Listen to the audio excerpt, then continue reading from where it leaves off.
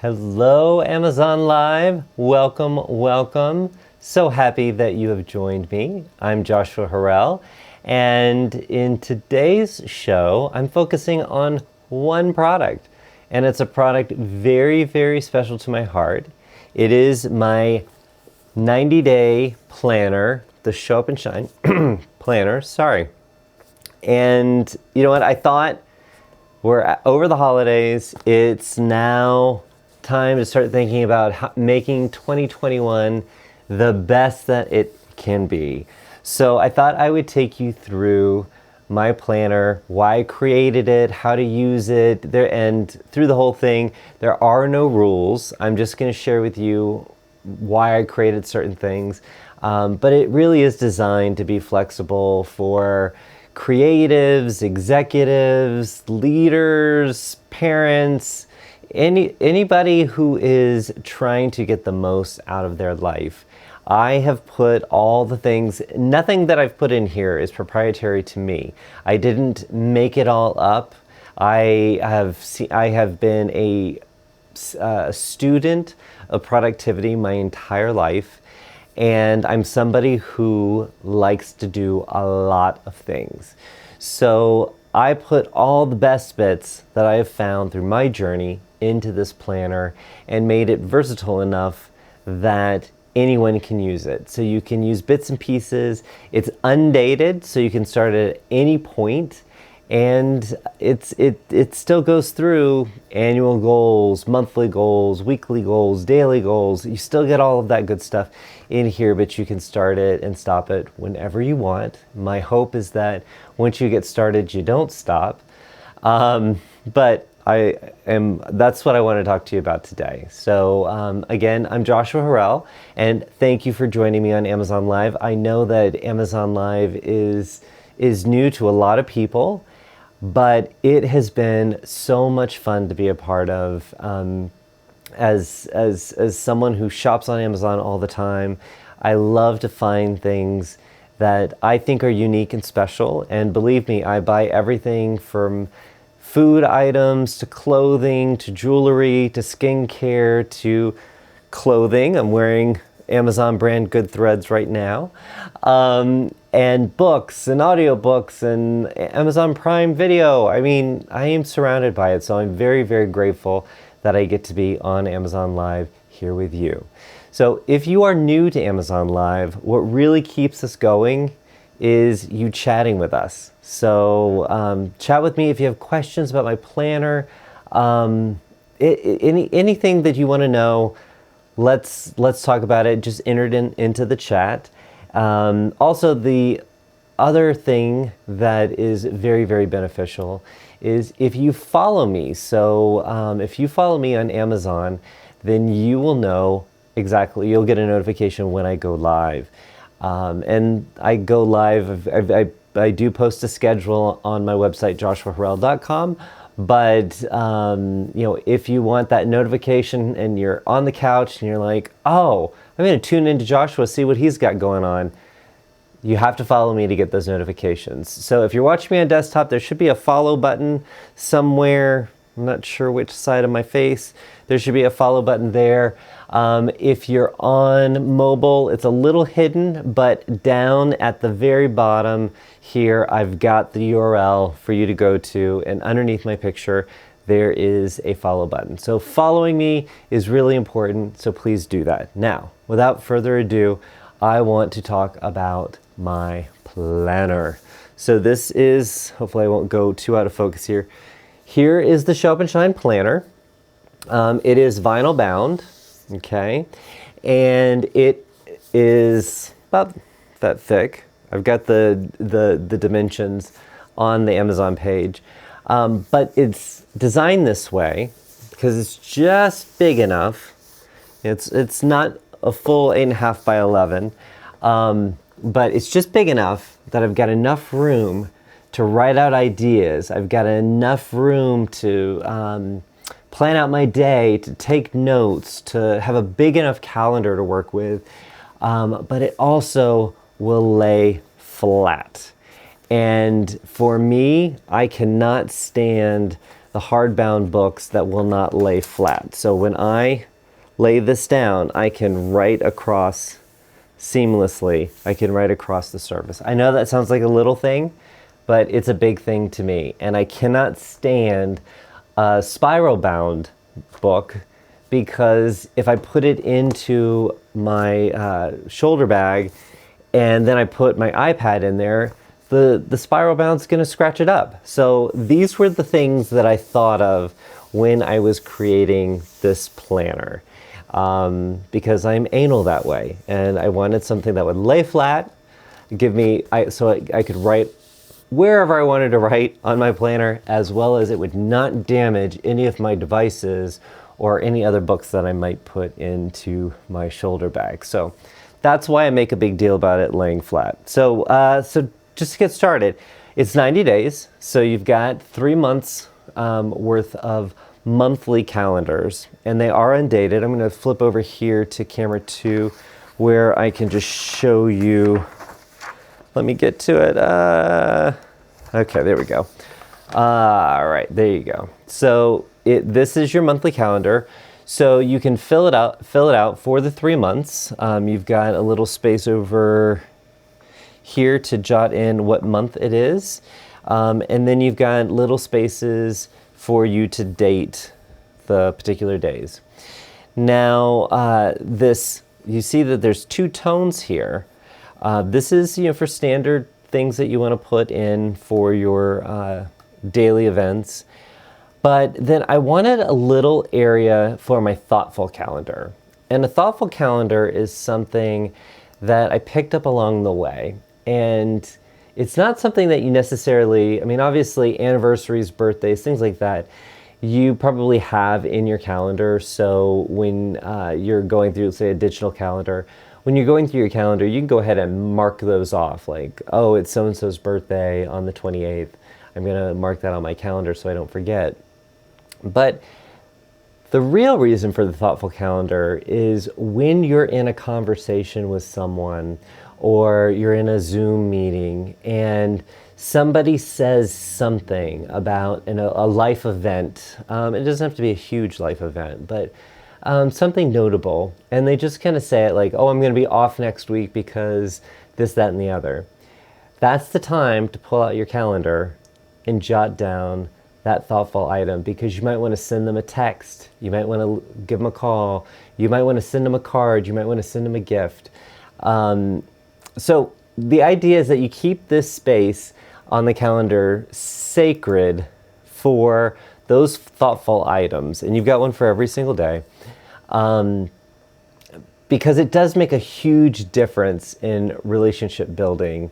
And by having it as a section on the calendar, it makes you think about it. And sometimes that just having the thought to be thoughtful can make the difference in whether or not you are thoughtful or not. So that's why that's there. So I just wanted to show you, that's not necessarily the start of the planner, but I wanted to show you that it is 3 months. It is undated, so you can start anytime you want, but it's always a great idea to start out in January. It's a new year. Oddly enough, when I created this, or when I published the calendar, which was in the end of 2019, I was so excited. I thought, fantastic. This, 2020 is going to be the year of the Show Up and Shine planner. And then I got so many comments saying, this is a crazy time. I'm not worried about planning things out. All the days blend together. And I get it. I understand that.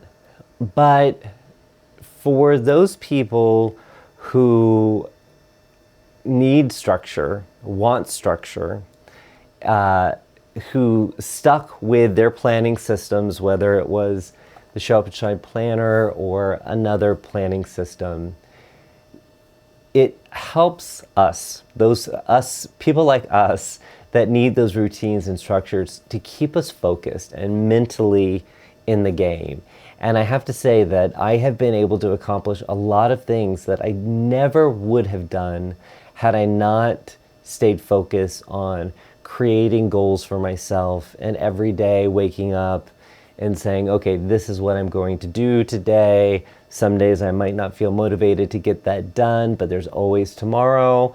And just keeping that focus really, really helped me. And I know it helped a lot of other people. So 2020 was not the year of no planner, but 2021 is definitely the year. If you have not been on the bandwagon, it is definitely your year to conquer. So having said that, I want to just take you through some of the sections of the planner. Oops, there we go. Wrong camera. There we go. So I'm going to just start out. You get these 3 ribbons in plum, indigo, and persimmon. Of course, I had to have a fancy name. And that's just for you to mark your different sections within the planner. Again, there's no rules. I like to keep track of my month, my week page, and my daily page. And I don't really color code that. I just like to make sure that I've got those, whatever current month and week and day, I have those marked off. So here's the start of the planner. You've got a place for your name, email, phone, the year, and the quarter. For those of us who work on a quarter, that's where the 90 days come in. You can always visit my website, showupshine.com, which will take you to joshuaharrell.com. And you can find out some more about the planner, how to use it, and definitely ask for advice. Now, the planner is only available on Amazon.com. It's available, so it's in the US on Amazon.com, on Amazon.ca in Canada, and Amazon.co.uk. And that's specifically because I love Amazon. I love the fact that people around the world can get this planner and can use this planner, and it's really fun to hear from people all around the world who are using the planner. So just so you know, it's only available on Amazon, and right now through to the end of the year, it's at a special price, a discounted price over what it is the rest of the year. So until the end of the year, until the end of the 31st around the world, it's at a special price on those 3 marketplaces.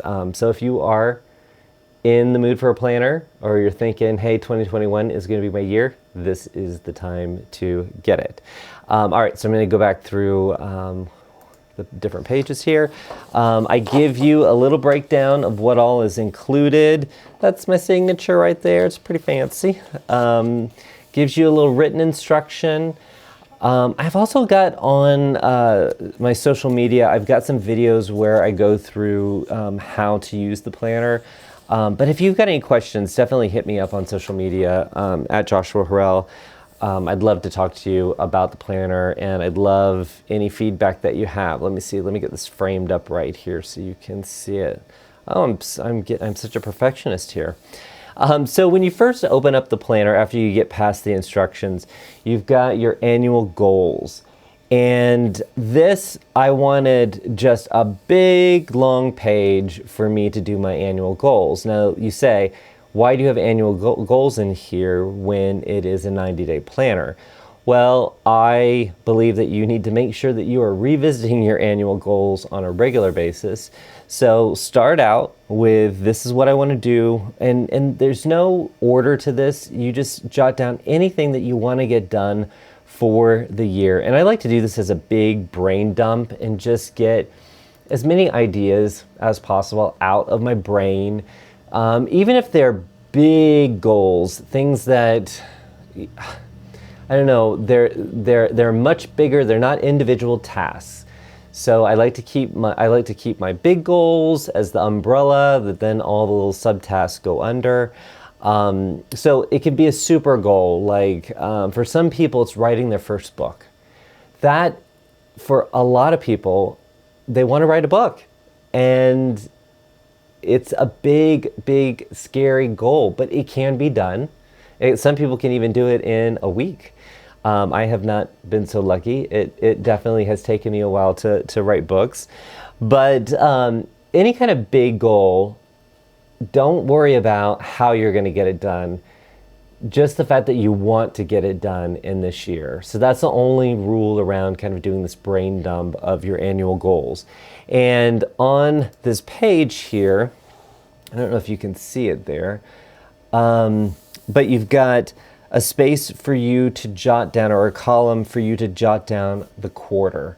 So if this is the start of, if this is your Q1 calendar, that's okay, perfectly fine. Your Q1 calendar is fine. You can write your annual goals and say, this is a goal that I want to complete in Q3 or Q2 or Q4. Because each time you're about to finish, about a month out before you finish one of these planners, get another planner, and then you transfer over, you celebrate your wins, the goals that you got done. It's always important to celebrate your wins. So celebrate your wins, and then transfer over anything that you had already scheduled later on in the year, as well as now where's your head? You knocked out so many things that were on your annual goal list. What else can you do this year? So I do like to have a big, long list. It makes me feel like I can see a point in the horizon where I'm headed. And so that's important to me. I think I get most excited about my annual goals. And then, and I'm going to take you back over to the planner, then I take my big projects, and I've got a few pages here of project roadmaps, and these I use. You get, ow, my fingers are so dry here. You get 3 of these. So each one of these is a project roadmap, and it allows you to take a bigger goal, which is going to have some sub goals that are just kind of milestones in the road. So here's my big goal. I've got a place for my progress goals, and those I purposefully set up. Those are going to be still big goals that are rolling up into my bigger goal. But then from there, I take each one of these 3 progress goals, and then I break them down into 3 actions or tasks. Sometimes it takes 3, sometimes it only takes 2. If it only takes 1 task to complete a progress goal, I kind of lump that in with something else. I want to make sure that my progress goals are milestones. So I'm taking this bigger goal, like write a book. And then the first goal is get my first draft done. The second progress goal is final draft, and third progress goal is the production. And I'm just kind of riffing here. And then from there I can break down. And I might have more than 3 actions, next actions, or tasks that are associated with those progress goals. But at least this gets me started. It makes me think about it like a project. And I think that that's where, if you work in a corporate environment, you're used to projects and thinking of things as projects. You have to communicate to your team the different levels, the different subtasks, or progress goals. You have to communicate so the team all knows where it's going to, so they can all move in the same direction. The thing is a lot of times we leave that out for ourselves. And we're the most important person in our world, at least in my view. So we do this for work, and we break down goals, and we make sure they're measurable goals or attainable goals. But for ourselves, we just say, oh, you know what, one day I want to climb Mount Kilimanjaro. And you just can't throw it out there and hope that the universe just kind of slaps you back and lays out the roadmap for you to get to Kilimanjaro. You need to make that a goal, and then how do you break that goal down into your progress goals as well as in your actions and tasks that go along with it. So you've got I'll be honest with you, I could probably have 12 of these project roadmaps. There are only 3 in here to get you started. Like I said, the planner holds a lot of good ideas that I've picked up along my journey. And not everybody is going to use the project goals or the project roadmaps, but I wanted to throw them in here. And I will say that I have made copies of them in particular quarters because I had a lot of projects going on, or I make a copy of them or a copy of one of the roadmaps and I bring it into a meeting and it structures the conversation around, so how are we going to do this? I don't know if you've ever sat in a meeting, but I've sat in so many meetings where people are just like banging on about something. They want to do something, but nobody ever gets out a pen and paper and says, okay, well, this is what we need to do first. This is what we need to do second. This is how we know we're on track. This is how we know we're not on track. And now let's divvy up the goals. So that's where the roadmap comes in. All right, I'm gonna get off my little high horse about projects there. All right, so you've got a couple of those project roadmaps. And then the next thing is something that years ago I learned about this. And this is designing your perfect week. So this is design the week, and it starts at 5 a.m. and it goes until the 8 p.m. or 8:30 p.m. hour, because basically I get up at 5 and I go to bed at 9. So that's the benefit of creating your own planner. You can set it up exactly the way you want it. So if you get up before me, kudos to you. You have to write in that time. But this I think works for a lot of people. I know a lot of people that don't get up at 5, and I know a lot of people that stay up much later. So feel free to adjust those times. But this is like I said, was created based on my schedule here. So I do this. I've done this now. It's been years I've been doing it, but I know you're probably wondering, well, if I set this up, won't it stay the same, every 90 days? Well, not necessarily so. There are some things that life changes that happen. There are maybe goals that you've accomplished that need to no longer be, accounted for in this schedule. But this is designing your perfect week.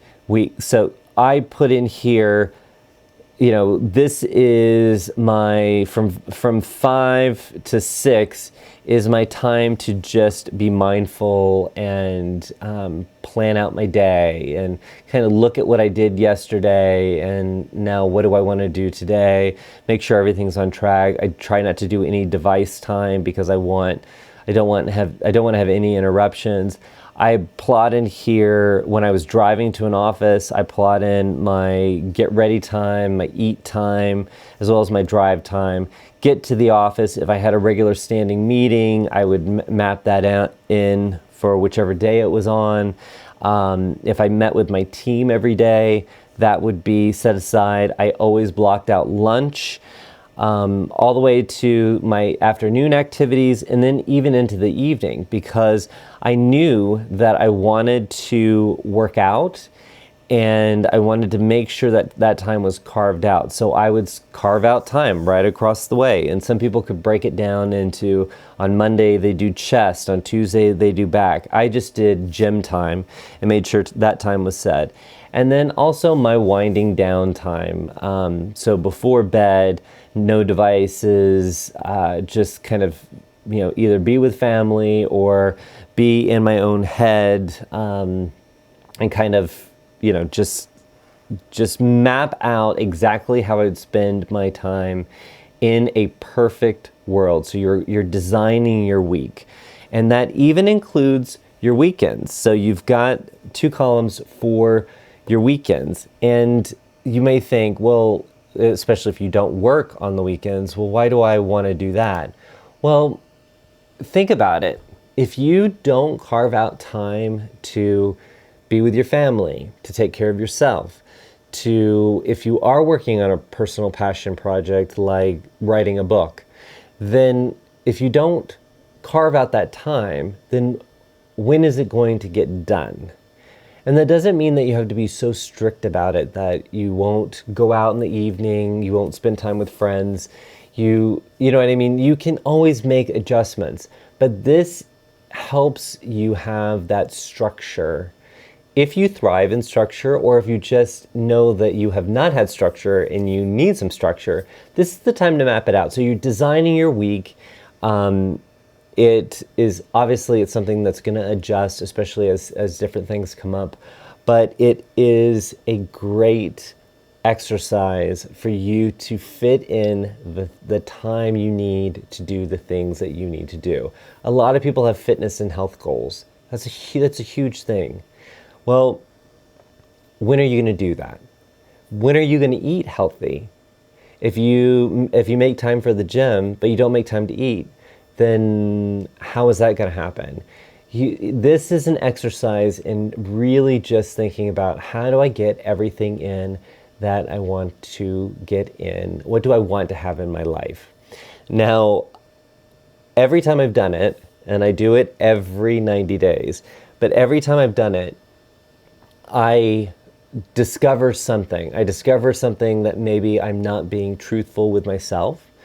And I always skip over, or I see opportunity where maybe I put too much buffer time around something, or if one of my goals is to read so many books a week, if I don't have reading time set aside, when is that going to happen? And then I would evaluate, why do I want to read? You know, what is it? What is the end result? So always have the end in mind. So it's an exercise. It's not something that is written in stone. You're going to make adjustments to it.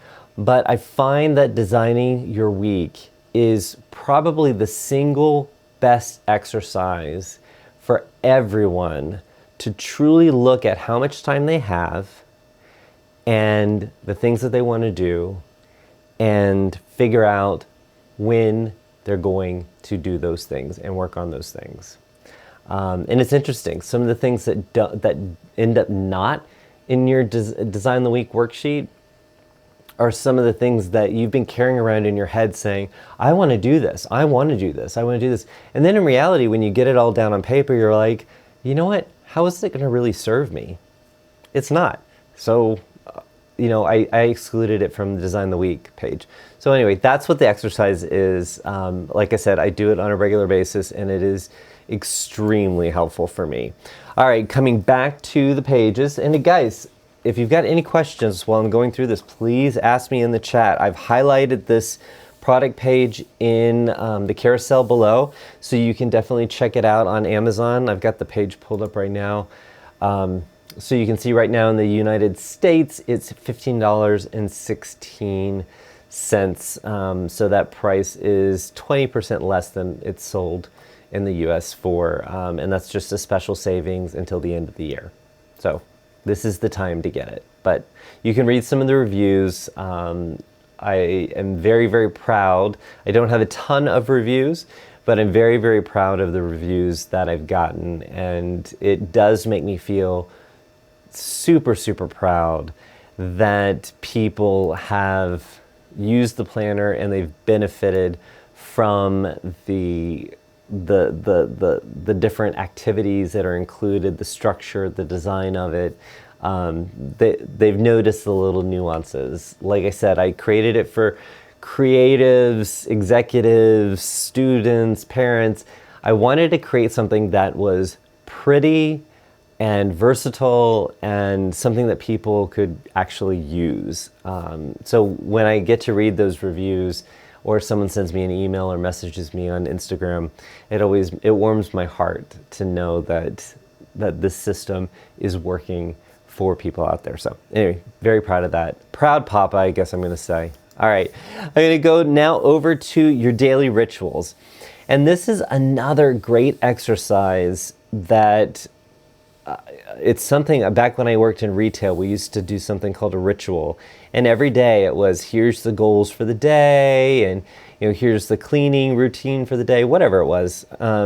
So this is that concept. So you have your morning ritual, and you've got your evening, afternoon ritual. It could be, kind of your workday shutdown, or just your evening, just the end of the day.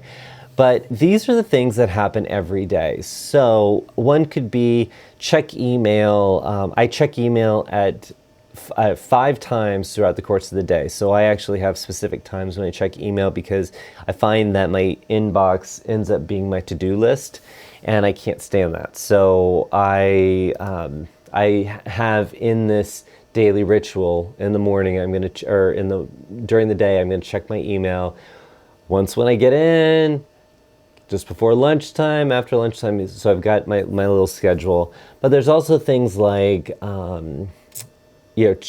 check in with team, look at my calendar, look at my inbox, not my email inbox, but my physical inbox. Did any mail come in? Has anybody dropped off any papers for me to sign off on?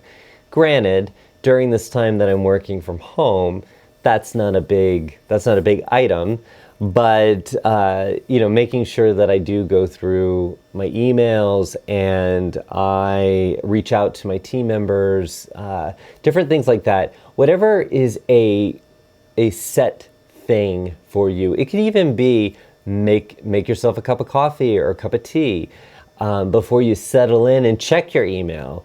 And then at the end of the day, how do you start to shut down? Before you shut down your computer, what do you do? Do you need to check your voicemail? Do you need to check social media? Whatever it is in your world that is a part of the shutdown of your day, that goes in the second part of the daily ritual. And it just becomes your habits. Eventually, maybe they aren't your habits today. Maybe some of them are habits, some of them are habits that you would like to have. But it's your ritual. It's a to-do list that happens every single day. For me, it's only my workday ritual. My weekends, I'm not that rigid on my weekends. But if you're a solopreneur, your workday is every single day of the week. So it might apply to every single day. But it's really just your daily rotation of tasks and duty, the duties and tasks that need to happen every single morning and every single evening, or end of work day, however you choose to make that work. Opposite the daily ritual, again, and the daily ritual, just like design the week, is something that can change over time. So feel free to make adjustments. You've got throughout the notebook, throughout the planner, you've got notes pages. And these note pages give you, lines for you to draw, write, whatever you need to do. It even has a little column here and a little key at the bottom. So you can, if you're taking notes, you can make a little square if it's an action or a task that needs to be done. You can mark a little circle if it's something that's going to be delegated to somebody else. And whenever I put a circle that I'm going to be delegating something to another person, I try to put their name next to it so I remember that. If I'm taking notes and it's something important, I put an asterisk beside it. And if it is something that is, comes up while somebody's talking, if I have a question, then I don't want to, I do have the habit of just blurting out, okay, I've got a question, listen to me. But when I am in a space of not being just so over energetic, I do like to just put my little question in front of my question, or question mark in front of my question, and say, check with Jason about this. It could have been something completely random, but if I bring it up to the group, it could really throw things off. So that's the way that I do that. Or it could be then a part of my workday shutdown is for me to go through all my notes and look at my questions. Do I need to send off emails about those or make phone calls, whatever it is, send instant messages, whatever it is. I can come back to my notes and I can look at things that are tasks that I said that I was going to do, things that were needing to be delegated, or questions that I might have. So you've got those note pages throughout the planner. You also have them on every daily page, and I'll show you the daily pages now. Actually, first I'm going to show you. Here's the monthly calendar that I showed you earlier. So whatever month I'm on, I'll put one of my ribbons down so I can easily get to that. Now, I use my monthly calendar at the start of when I first start a new planner. I jot down events and things that are coming up, things that I know about. I put down on these 3 calendars that I have here. Now, I don't, things can change, so I don't go ahead and put those into my weekly pages or my daily pages. I use that as just me mapping out my 90 days. So that's how I use my monthly calendar. And oops, went to the wrong thing there. I'm just jumping around to all sorts of cameras there. Sorry. So I first start with my first 3 months. I jot down things that I know about, things that are coming up. Obviously I date them. I look for thoughtful items to put into the thoughtful calendar. And then I have, where is it? And after the first 3, my fingers are extremely dry, sorry. So I've got my 3 monthly calendars, and now I get into my weekly positioning pages. All right, so I do these on the Friday before that week. So I've got here big wins from last week. So I jot those down.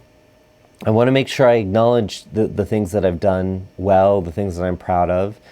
What's going on? What are 3 milestones for this week that let me know that I'm on track to meet maybe my bigger projects, or just in general things that will I can reference as milestones. And that can even be, if you're a salesperson, that can be sales activities that you want to hit, or sales quota that you want to hit. It's whatever is a milestone for you for this particular week. And again, this is your positioning. So you're starting out your week looking at the whole week. What'd you do last week? What are your big milestones for this week? And then maybe here are some events or notes for the particular days. You've got another notes page like I described earlier. And then right after that, this is whatever current week I'm on. I like to put a ribbon there. And then we go right into 7 days, and you've got a full 7 days, because like I said, if you're a solopreneur, you don't, Saturday and Sunday are full days. I know in some planners that I've used in the past, the weekends were just these little nubbin sections. Like you just had a few things. Like I guess for some people, it's just, parties or something like that. No, a lot of us have a lot to do on the weekends. And some of my friends that are parents, their schedules on Saturday and Sunday are more intense than their daily schedule is. I don't even know how they get that done. So I purposely made every single day a full day spread. So in the full day spread, you've got your times for appointments, activities, maybe going back to your daily ritual, or design the week, what things need to be done here. And this I go ahead and fill out when I'm filling out, or after I filled out my weekly positioning page. So I like to get kind of an overview of my week, and then, so this all happens on Friday afternoon. So this is part of my Friday afternoon, is filling out the weekly positioning and then going through each day and adding any appointments that I know about. Obviously things can change. And And I've got a little space here that I can, oops, there it is, that I can date it. The number one question I get is, what does DPS stand for? And that's your daily positioning statement. And the reason why I put that in there is some of us love a little motivational quote, and there's plenty on social media that you see and you're like, oh, that's a good one. That's perfect timing, right? So you can use that to jot down where you want to place your intention for the day. And I guess that's really the best definition. This is your daily intention. I am someone who gets a little frantic around certain things, and I will forget what is the most important thing today. And sometimes it can be work-related. Sometimes it can be very, very personal. And personal to the point where it's something about taking care of myself. So your DPS is just like a GPS, it's your daily positioning statement. And that can be, like I said, it could be a quote, it could be a word. It could be a word that identifies for you what your intention is for the day. Now, if you have no interest in that, you can, of course, use that as, here's my daily goal. Especially if you work in any kind of production environment, sales production, working on projects, creative projects, whatever it might be. You can also use that as, here, let me put my goal here. But for me, it's about, where is my intention for the day? And most of the time, it is extremely personal. So sometimes one word is enough to trigger that memory. And I'm going to just go off on a little tangent here. But about a year ago, I was in an extremely stressful situation where I felt like I was just kind of caught up, like a balloon caught up in the wind and just kind of blowing all over the place. I wasn't sleeping right. I wasn't eating right. I wasn't thinking right. I was not happy. And my intention for probably several months was, be happy. Be happy. Whatever that means to me, it only needed to mean something to me. But that daily reminder helped me change some habits. So that's why it's in there. But like I said, no rules. And that's, DPS is so general that if someone was looking over your shoulder and looking at your planner, which they shouldn't be doing, keep your noses to yourself. It means nothing to them, but it means everything to you. You know what it means. All right. So on this other side of underneath the daily positioning statement, you've got today's targets. What things need to happen today? Sometimes they can be to-dos or next actions, but most of the time it's, what do I need to, get back or complete a step in a project, or hit a number of phone calls or a number of emails that I'm sending out. This is where you put your targets, and then you have a place for your actions, your next actions and tasks, and then you've got the same kind of coding. Well, no, on the task section you don't have the same coding system.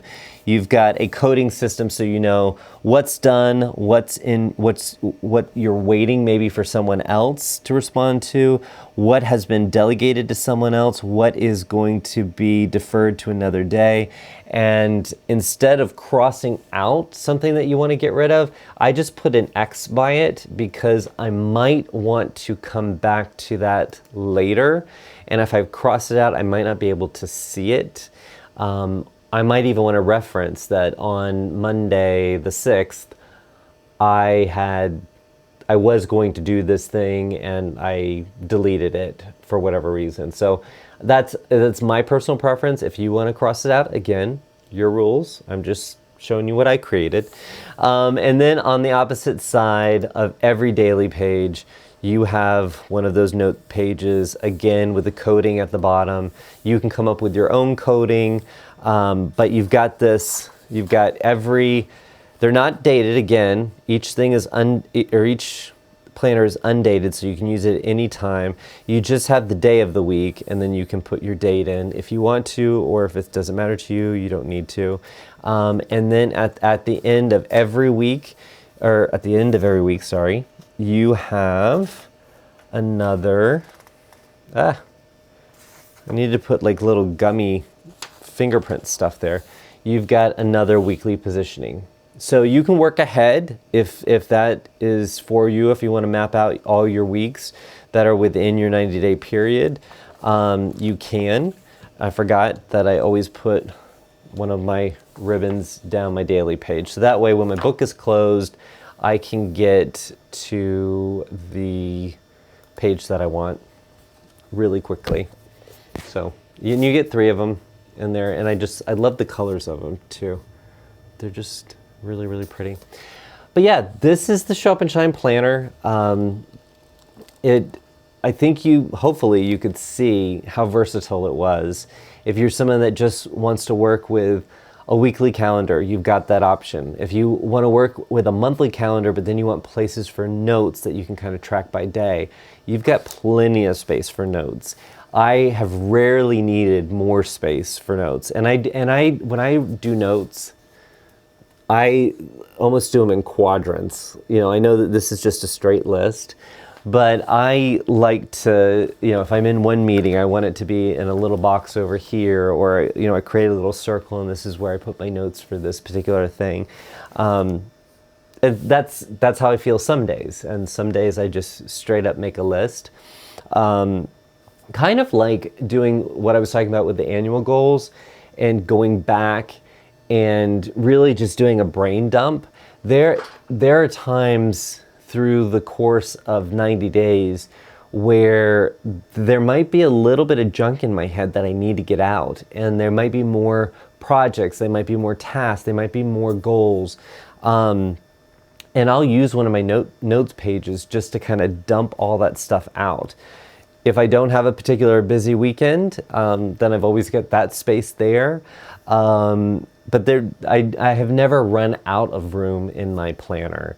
So that's my 2 cents when it comes to that. But I have gotten great feedback from the people that have used the planner. And again, I think it goes back to it being versatile and fitting a whole variety of scenarios, whether you are someone who is in charge of just themselves, in charge of the family, in charge of a small team, in charge of a big team, in charge of a big organization. It gives you the versatility to work the way you want to work, but also to kind of bring you back to, am I being very thoughtful? Am I setting my intention for the day, or am I letting my inbox kind of take control over me? That's something that has happened. Once email came to be, I feel like that's exactly what I fell into, and I know so many people like that, to have fallen into that trap of their inbox being their to-do list. So I tried to break that habit, when I realized that it was forming, but it creeps up on me every once in a while. So coming back and looking at my week, at the end of the week, looking at my next week, what did I do the previous week that I'm proud of? What do I want to work on? What did I not get done that I need to get done? Just taking that time, and sometimes it's only 30 minutes. I use my online calendars. I use, all the tools that I have available to me digitally, but I feel like my planner is how I take all the different parts of me. I bring them all together. It's a culmination of all of those different pieces, and this is where I map it out. So the Show Up and Shine, the reason why I call it the Show Up and Shine planner is because I feel like it is really all about helping you be ready to show up in whatever role, situation that you're in, and shine. and be a phenomenal force.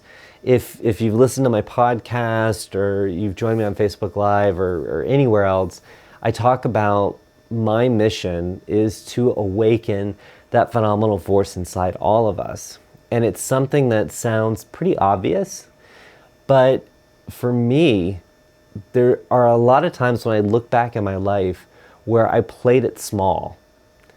And you get a limited amount of time to do whatever it is you want in this life. And sometimes I think this phenomenal force that's inside us all is sometimes it goes to sleep every once in a while. So I'm all about kind of waking it up and saying, come on, we can do this. Let's make this happen. So the Show Up and Shine Planner is about helping you show up and shine in every situation and bringing that phenomenal force with you. So I hope you check it out. Like I said, it's only available on Amazon in the US, UK, and Canada. Sorry about that.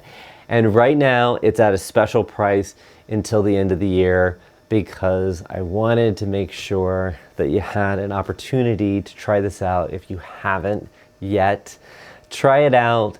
Get started on 2021 goals. As you see, I haven't even started mine yet, and we're just a few days away from it. So I need to get up on it and make that happen myself.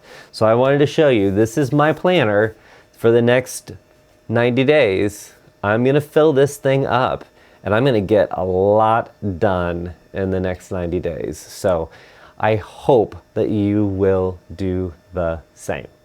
All right, again, I'm Joshua Harrell, and thank you for joining me on Amazon Live. If you like the show, I'm not always talking about my own products. I do talk about grooming products, technology products, gardening products, clothing, great gifts. I do all my shopping on Amazon. So I do bring shows that are not about my own products, but I just thought this was a good time of year for me to do that. So please, follow me on Amazon. I'm going to put my URL here for my Amazon store because I did find that when you are watching this on your mobile device, it's a little hard to figure out where to press the follow button. So you can go to this URL, amazon.com/shop/Joshua Harrell, and you'll see a big follow button. Smash that follow button. You'll be notified when I go live. Also, you can go to amazon.com/live and see the upcoming streams from my other friends on Amazon Live, as well as my shows. And you can also check out my schedule on joshuaharrell.com. Find me on social media. I am there. Again, thank you for tuning in. Until next time, take care of yourself. All right? I'll speak to you soon. And if I don't speak to you soon, have a fantastic 2021. Happy New Year's and all that. Okay? Bye.